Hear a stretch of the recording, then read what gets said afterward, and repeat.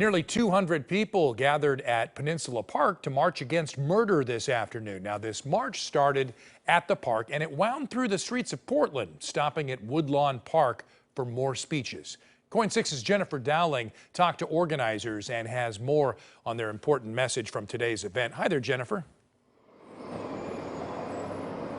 Good afternoon, Wayne. I'm actually standing next to a memorial that's slowly grown here near Northeast Deacom and MLK for a young woman that was just shot and killed a couple of weeks ago in an act of gun violence. The march went right past here earlier this afternoon. This was a march against violence in all forms and the intentional killing of another person as a form of conflict resolution. Take a listen to the marchers.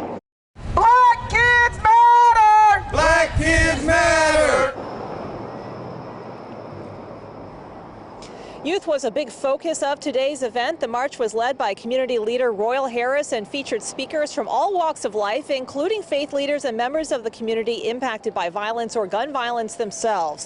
Harris says black, white, or brown, his vision was to bring everyone together as a community with the collective goal to end the violence.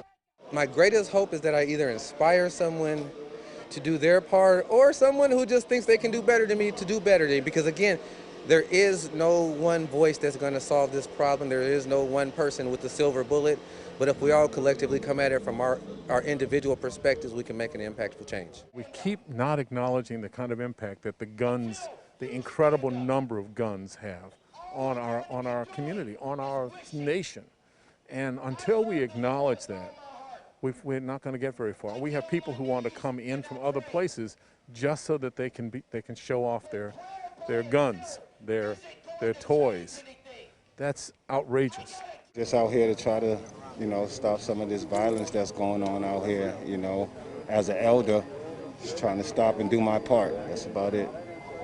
It's all about uniting the community, trying to stop the violence. That's all we're out. And again, those marchers went past this memorial set up for a young woman that was shot and killed here at this intersection a couple weeks ago. The group had stopped and chanted her nickname, Nene.